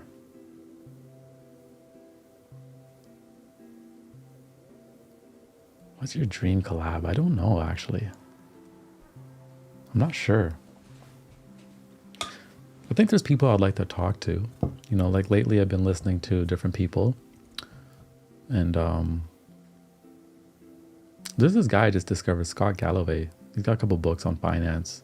And I enjoy his thought process. I'd like to talk to him. What food has been your favorite recently? What food has been my favorite recently? To be honest, it's still the same, man. I love my sushi. Actually, this summer I've been doing tacos. I've been kind of getting into the tacos. Someone says, nice musician. You love Kulu. This is Kulu. It's actually him. That's exactly what I'm playing, my brother.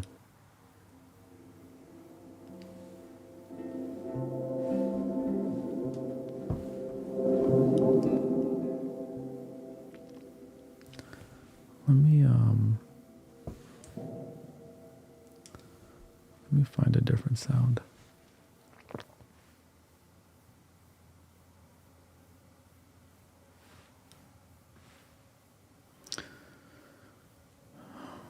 Come visit South Africa. Yeah, I want to come visit South Africa. I was going through my Spotify likes, like all my liked songs, and all the South African songs I put in a folder. I've only gone through like 10% of my liked songs, and my South African folder is already 24 hours full of music. I have 24, and there's still tons more, but I already have 24 hours. Why do you constantly raise your hand? I'm kind of new to this stuff. Sorry, y'all. So I probably look like a weirdo. I'm just realizing now I probably look like a weirdo. So basically what I'm doing is I can control the sound with my hand.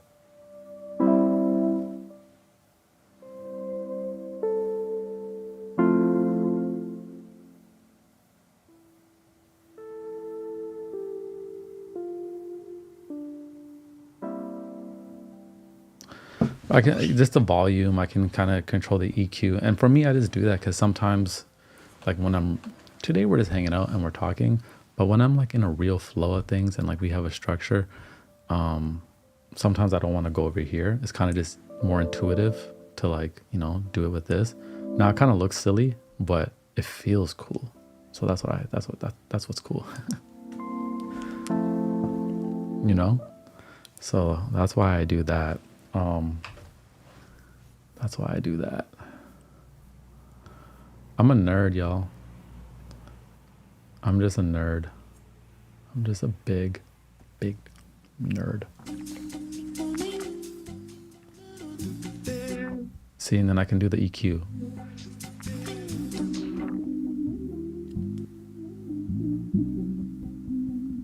And then I can also do some sound effects.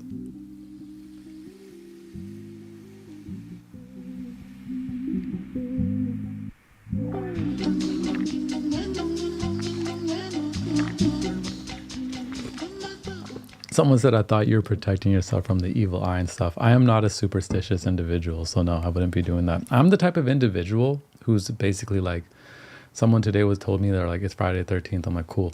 I'm like, yo, I'm guided and I'm gifted. Like I just believe in protection. So I'm not superstitious. Like anybody that got bad vibes, I'm like, that can't bother me. Like it's all good. Like I'm protected, evil this, evil can stay over there. I'm good. Bad things happen. It's just bad things happen sometimes. You understand? That's just how it is. I accept it. I move through it with grace. I think being overly superstitious just unroots yourself, from a loving foundation. So no, I'm not doing no woo-woo stuff on my hand. How long did it take to use the tech, and what tech is that? So this is a ring. It's a ring called the Genki ring. And you basically just program it through MIDI mapping. To be honest, like it didn't take that long to figure out. The beautiful thing about now is that there's a YouTube video for everything. So I actually have 2 of them. Now it gets a little bit more difficult, like if I program it to do other stuff, and like I have one, two, three, four, five, six. I have like 6 monitors here. I have this deck here. I have this pad here. I have this mixer here. So it can get a little bit confusing. You know, I do want to really develop like a beautiful show that's just like very cohesive and intertwined with sounds and messages and community, but it's going to take time to build. And I've been in and out of it, but one day it's going to come together very, very nice. And then after I leave this studio in 2 years, I'm going to get a new space, and that's going to be a more of a bigger setup, standing setup.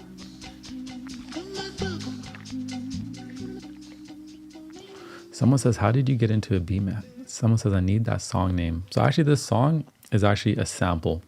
I sampled Bobby McFerrin, and then I flipped the percussion in it myself. So I pitched Bobby's voice up a bit, and then I put some new percussion in.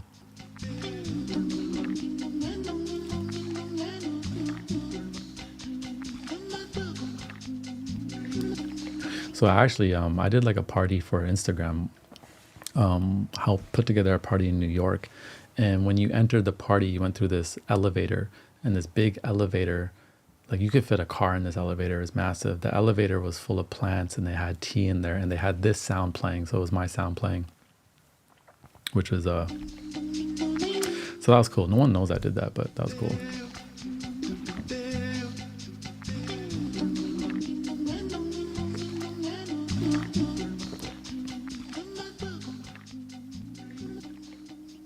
Someone said bad things happen because people don't drink enough water. That's my theory. I like that. That's fire.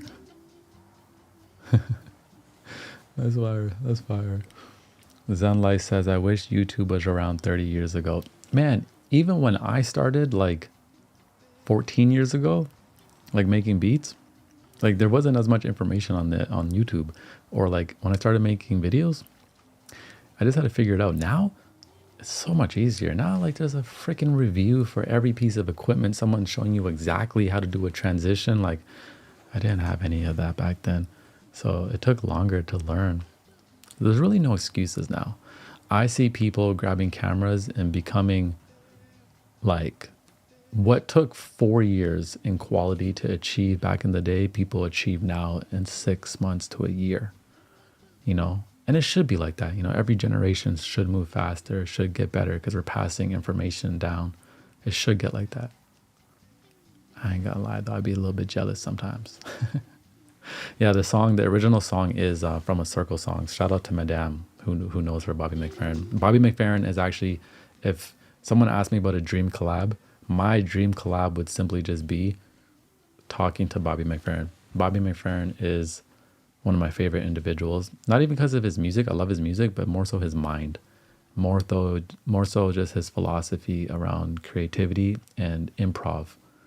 He's actually the one that inspired me to get into live streaming.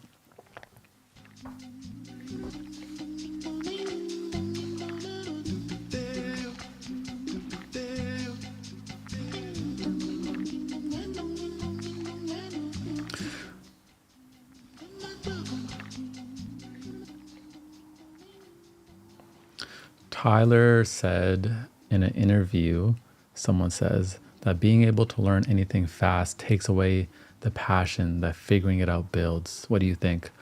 I do believe in that actually a little bit. Like there is a passion in searching out information by any means necessary, experimenting.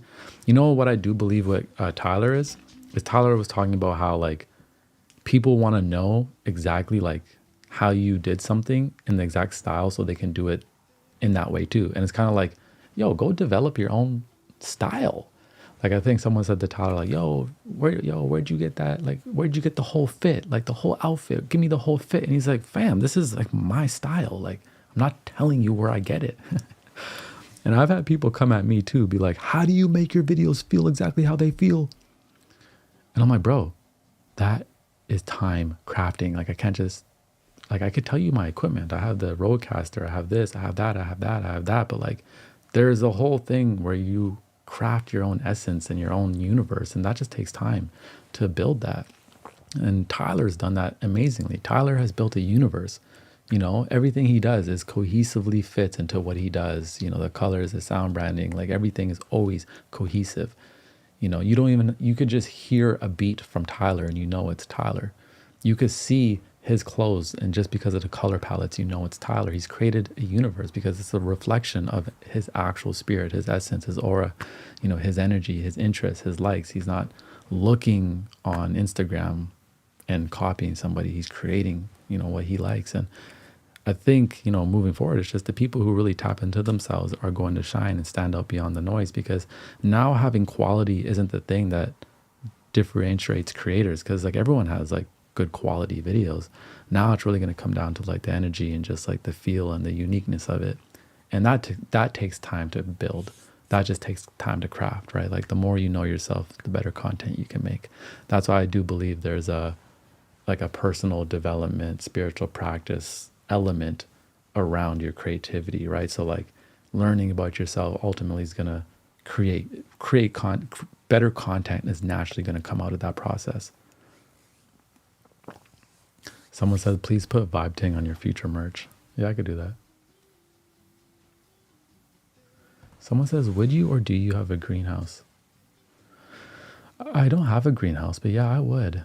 Yeah, for sure. That would be beautiful, to grow your own greens.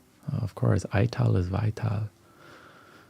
Aslina, sorry if I pronounce your name wrong. She says, everyone just copies each other nowadays. I'm pretty sure I can confidently say this, that I've never even used a trending sound. There's nothing wrong with using a trending sound. Nothing wrong with it at all. But I've just never done it because I haven't seen a trending sound that I actually like. If there was one, then I would. I just do what I like to do. And now sometimes that means like, yeah, maybe I may not like, things may not be as big as they could be, but like, you don't need millions of views. You really don't, that's all like a perception. Like you really just need like 1,000 true fans that really rock with you to have like your own, if you want it to be a business, to have your own like little creative business, just 1,000 people that rock with you. You don't need millions and millions and millions of views. That comes with its own curses. It's a gift and a curse, but just harnessing that individuality. That is actually something that we're going to be working on in my creator tier. So I'm actually working on an individuality, authenticity cohort class that I actually already wrote out completely. Now the problem is I wrote this class so well that I'm like, oh my God, like now when I teach it, I'm like, I don't want to read the script as I'm teaching it because I don't like doing that. But like, I'm like, I don't think I could remember every single word exactly. So now I have to reframe the script into bullet form a little bit and give myself more room to flow.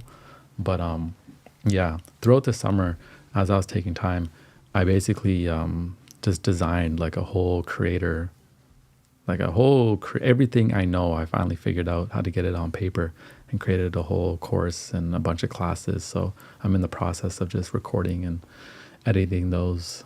It's one of my main priorities right now because I think I just want to help, especially 2024, 2025. I want to help more creators stand out beyond the noise. A lot of noise online. And I think a lot of people feel like they're getting their stuff is like buried beneath the noise. And there is a way to stick out, right? So I want to help people do that. I notice Canada is pretty idle on their foods and it's affordable. No, food is not affordable in Canada. Not right now, at least. In the last 4 years, food is absolutely insane. It's expensive. If I leave my house and just go out for the day to eat and stuff, it's spending $200. Like it's insane. But Canada has better regulatory, sorry, I can't say the word, laws around food. Yeah, we have better laws around food than America, for sure. I know America is a little bit loose with that. Like I was in Seattle 2 weeks ago and I got sick after I ate. But yeah, America's a little bit different.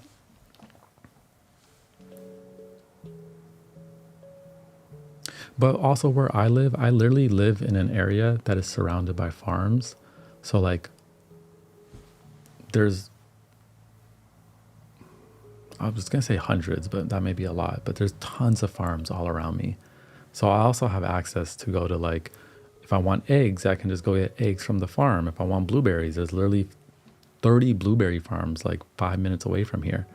A lot of these farms too, like in the summertime, they just have their little shops right outside and you can just pull up and grab your stuff. So I do that in the summertime quite a bit. Someone said America's slow cooking its people. Yeah, that's for sure. That's for sure. To be honest, Canada's kind of doing the same. We're kind of on a slippery slope. Unfortunately, Canada has been on a downhill. Seems like the West is just struggling, period. It's really unfortunate. Pretty much anybody I see and end up talking to is just like, everything's so expensive. People are struggling. It's really unfortunate. And in Canada as well, where I live, is you noticeably see a lot more people. I hate it. It bothers me. Anytime I go downtown, though, I purposely drive through the bad area just to remind myself that there's this work to do in life. But like, there's a lot more people in the streets. A lot of opioids has this, taken hold of a lot of people. We're losing people right, left, and center. People are dying. People are overdosing. It's really sad. So I can confidently say like the city I live in is a much different city versus 5 years ago. It almost seems like since the pandemic, everything has changed. So it's really hard. But I'm an optimistic person. I try to be someone that root ourselves in solutions. And, a lot of us, some of us are going to be the very individuals that make change. So, we got to keep our heads up. A breakthrough will come. Something I've been reminding myself as of lately, a breakthrough is about to come. Especially when we've been in a space of confusion for so long, right? But we step through the clouds of confusion, then we reach clarity. Clarity often arrives sometimes when we've been wrestling with life. Clarity arrives when we finally settle the mind.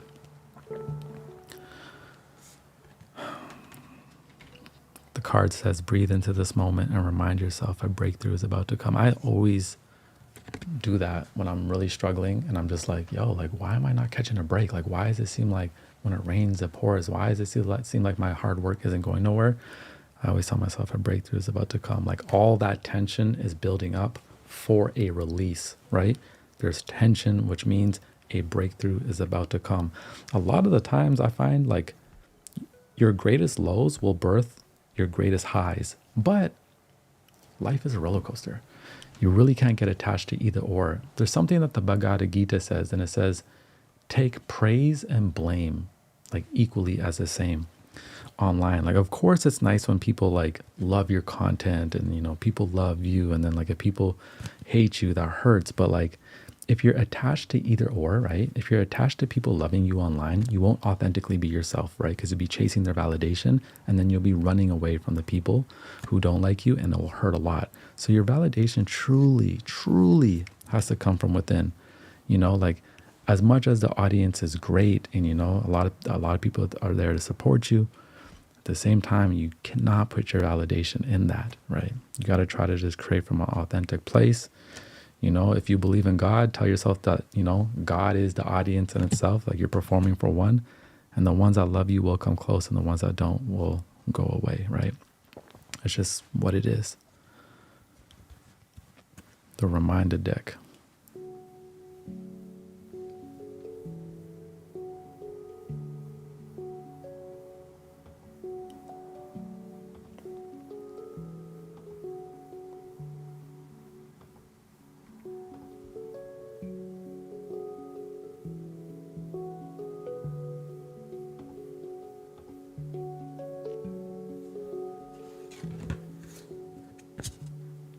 Someone says, can confirm Vancouver has changed. Yeah, it has. It really has. I think a lot of cities have been changing though. I think a lot of cities have been changing. Switch up the sound. It's a little bit too, I like this sound. This is a nice sound.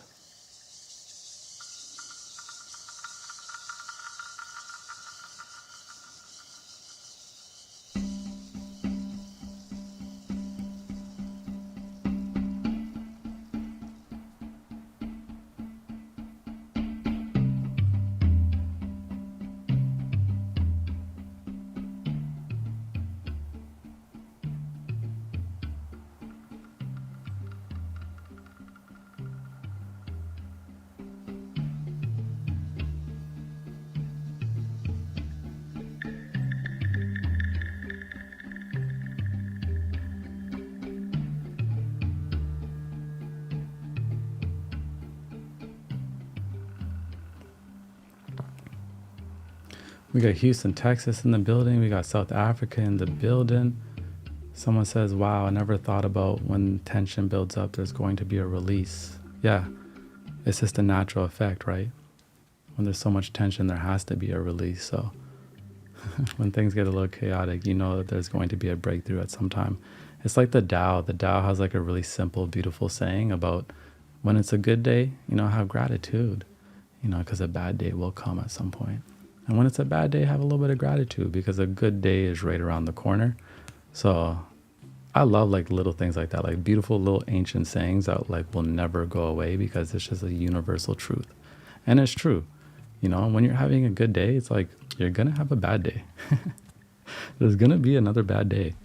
And when you're having a bad day, there's going to be a really good day on its way. It just is what it is. It's beautiful.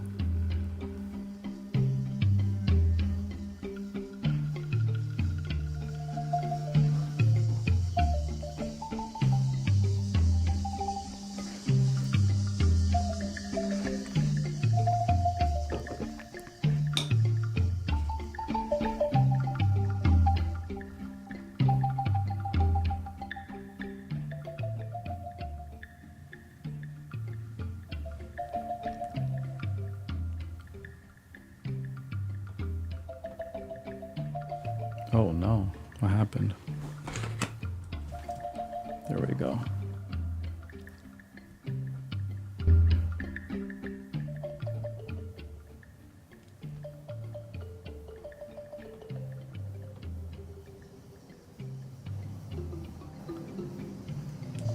It's like the screen just changed up, but it's all good. It's all good. There's so much tech that sometimes you just gotta get your hands. There we go, got it.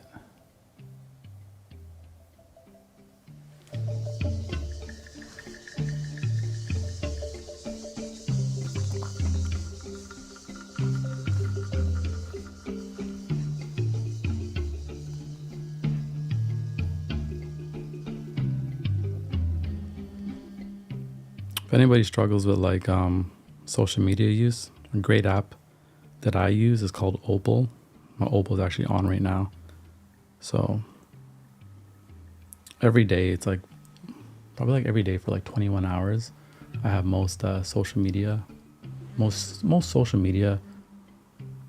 apps being blocked.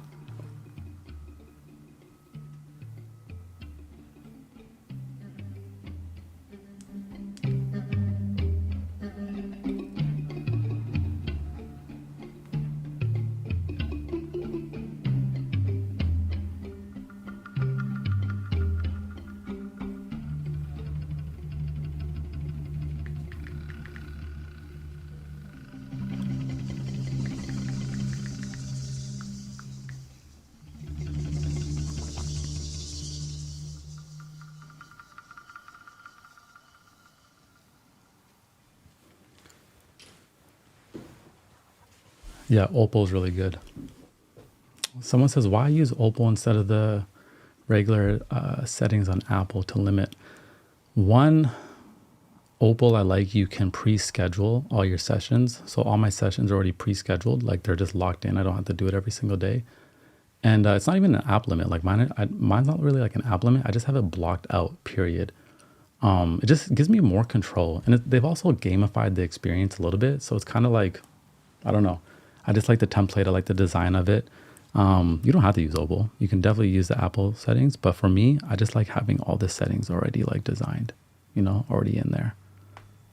So I have that every single day. Like I have one from 4 a.m. till 1 p.m. every day. And then again, another one from 1:30 p.m. till 4:30. And then from 5:30 to 8:30.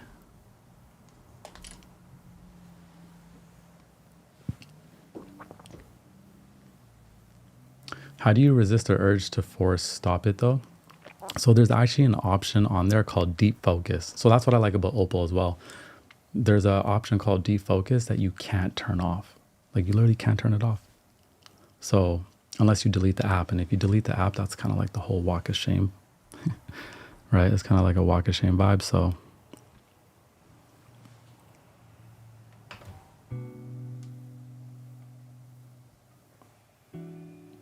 I just find it helps, because like when I'm out and about during the day, I don't like when it's like a natural reaction just to pick up your phone and scroll if you have like a couple minutes of free time, if you're like in a lineup at the coffee shop or whatever you're doing. Instead, it's like having that free time to just really be where you are present helps a lot. So sometimes it's just a habit, like you just pick up the phone and you're about to go on Twitter, and you also just can't control what you see. So you may just pick up the phone, go, and then see something really disturbing, and it just throws your day off, but you're having like a good time. So I like to really kind of be mindful and just like limit what's coming in and go to the internet with a little bit more intention. And I just used to struggle with that, especially having like social media platforms, there's a lot going on. So I just find like creating boundaries with it really helps. And it's about $10 a month, but the time I save is worth it. So for me, the investment is worth it. But if you don't struggle with it and you're already on top of things, you don't need it. But I just like to recommend that to people.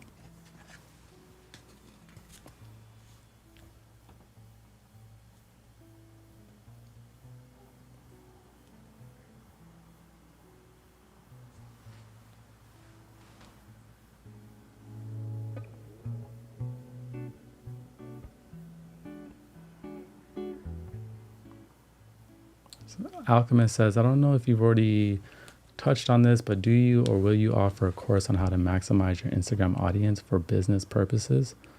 A specific course for maximizing Instagram audience for business purposes, I don't think there'll be a course on that, but I do have classes like that we're developing that will be in our creator space. Maybe I'll wrap it up into like a course.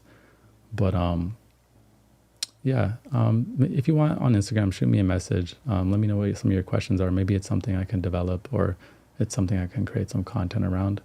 If there's something specific that you're really interested in, and then, we can see what's going on. We've been here for like an hour and a half, which is wild. I got a little bit more time left, and then I actually do got to create some of these classes I developed around, content creation, which I'm pretty excited about. But today has been a vibe thus far. It's been real good.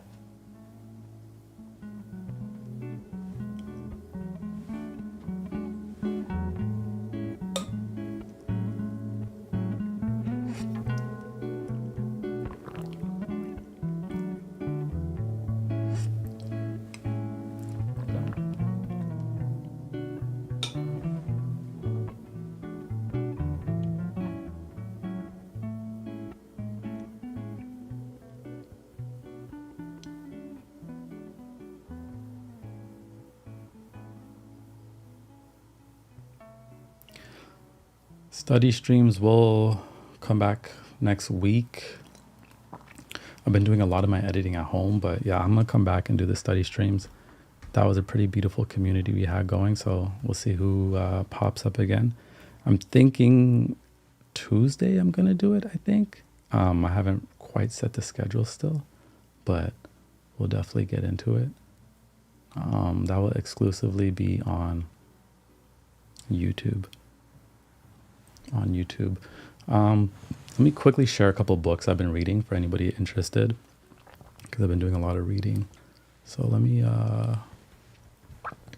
find my Kindle. Okay, books that I'm reading for those that are interested. One, I'm reading The Artist's Way again, The Morning Pages, Julia Cameron. I'm reading Principles by Ray Dalio. I'm reading The Courage to be Disliked. That's a pretty good one. Another book I'm reading is The Science of Storytelling by Will Storr. Another book I'm reading is Creativity, Flow, and the Psychology of Discovery and Invention by Mihaly. Not sure how to pronounce his name. The last name is crazy. Another book I'm reading, The Third Perspective by Africa Brooke.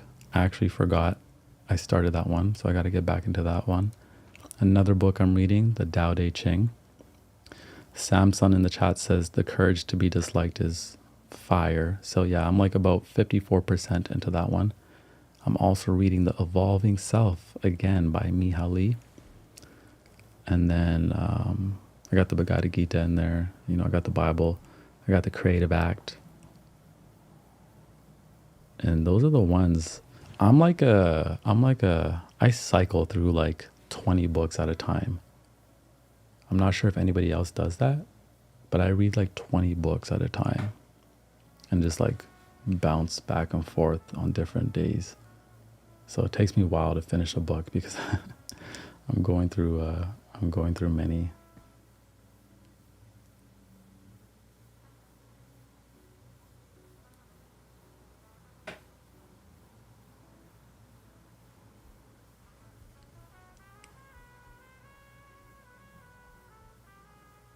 Someone said, "What's your video editing content creation process?" Oh man, that's like a hard that's a hard question. Someone says there's no audio. No, there's definitely audio. I think yours is muted. My process, to be honest, I don't have like a singular process. I kind of get my inspiration first from listening to sounds. That kind of sets like a tone or a feeling. And then from there, I always kind of just like hear some words, things I've been thinking about. Because obviously, the difficult thing is majority of what I do is more podcast style. So there's not as much editing and stuff like that. So as of lately, I try to get more creative with the sound. I do quite a bit of writing now. So writing is really involved in my process. And then, I edit in DaVinci Resolve. Someone said, I think it's my ADHD that had, yeah, I got ADHD for sure. That has me jumping all over the place with books. 100%. Someone says, do you do a set time and place for reading each day? Kind of more so in the morning. I read a little bit every morning and then in the evening. It's not like the same time every single day, but I try to like end off with a book. Try to start the morning at some point with a little bit of reading. Not because my mornings are already kind of, there's already a bunch of things happening in the mornings. I don't really have time to read for like an hour. So I may read like 10 minutes, just like something of positive influence to like, input into myself. And then the evenings, I'm more so probably try to read a bit more. But I go through seasons. There's seasons where I'm like not reading at all. And that happened like maybe 5 months ago. But now I've just been in a season where there's just a lot of different books. And I read most of my books on Kindle because, again, I read like 20 books at a time. So it's just easier to cycle through them. So it's just kind of how it is.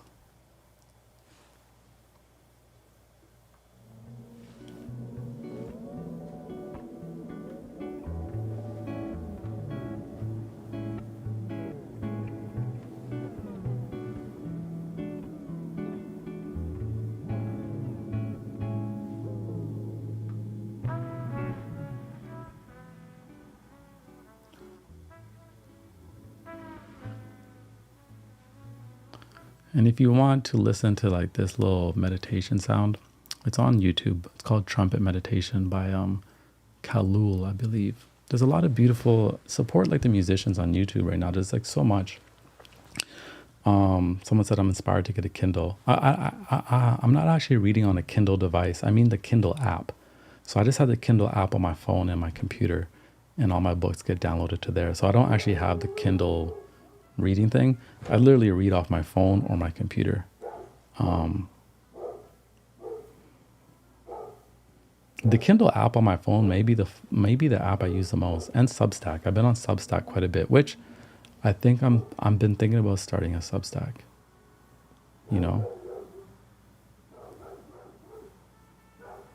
Just like healthier apps to like, consume versus like Instagram all the time. But those are the books I'm reading right now. Oh, I also was reading J.D. Rockefeller's letters to his son. Randomly, it's pretty actually good.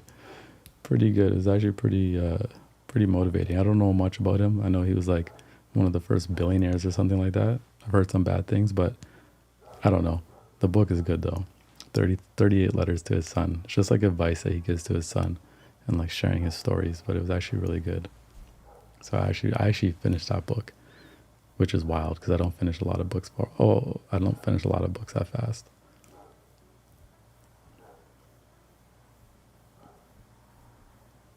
And then I'm also reading A Guide to Japanese Grammar. What other apps do you use? So the apps on my phone that like aren't blocked throughout the day that I use are Substack. I find Substack to be a really good community. A lot of good writing on there. Medium. I like to read some articles on Medium. There's this one guy that does near-death experiences, like interviews all these people in near-death experiences. I like to read those. Other apps I use Wim Hof's breathing app, so that's kind of cool. And then Spotify. I even have YouTube blocked on my phone throughout the day as well, so I don't even use YouTube on my phone like that. But I listen to a lot of music, and then also Splice. I like Splice. It's like for samples for producers. But so a lot of the times if I'm bored, see, I really like. So what I find is like now we live in this golden time where like even if you're not feeling creative, there's different apps that can like spark creativity. So this one I have Splice. When I'm bored, I'll literally go on here and just like sift through samples, and then you can also just make quick beats, right? So I have like 200 like song ideas, beat ideas, like ready for me to work on, or I can like swoop them into my live streams for more sounds, and I just literally do it on my phone, right? So there was a time where I realized like a lot of my energy was being sucked into Twitter and Instagram and YouTube and just watching stuff and like, consuming too much. And the truth is I just was like kind of sick of it. So I just blocked all that stuff on my phone majority of the day and just start getting into some other apps that are like better for me, better for the mind, better for the process. And then my Notion, I use Notion for like a lot of stuff, like just to organize everything. So it was really cool.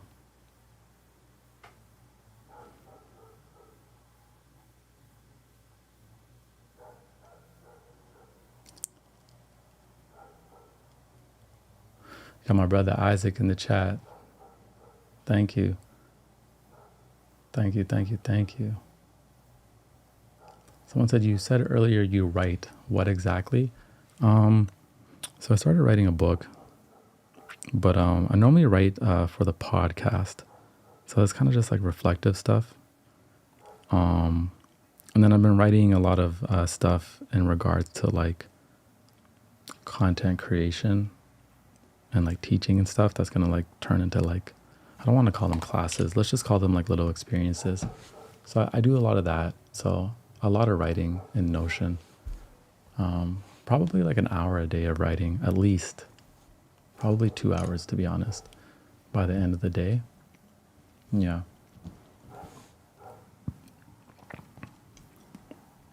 Maybe I'll share that process another time. Someone said, which projects are you most committed to right now? Projects I'm most committed to right now are probably investing time and energy into my creator space. So like helping those creators and this new book idea I have. And then I think live streaming. I was saying earlier, I think live streaming is something I want to do almost every day. I don't want to say every day, but like, I would really like to do it more often. So I think those are like the main projects. So one long form project, which is the book, right? So it's something that obviously probably wouldn't come into fruition for like maybe 2 years. I think it's good to have like daily things that you can kind of create daily and complete daily, but then something also on the back burner that you're creating that just takes more time. So like that would be like a book, but then obviously like live streaming, like I can just hop on live stream and hang out with you guys and go through ideas. And like talking with you gives me ideas for content because then I get to see what you're thinking or like what we're connecting on, and I can like kind of like grab that information and like, craft other content. So I find like live streaming with you is also just good for inspiration for myself. Like a lot of times, you may find value in it, but I find just the same amount as value. Like, we're just bouncing back and forth. We're like soundboards for one another. So it's real beautiful.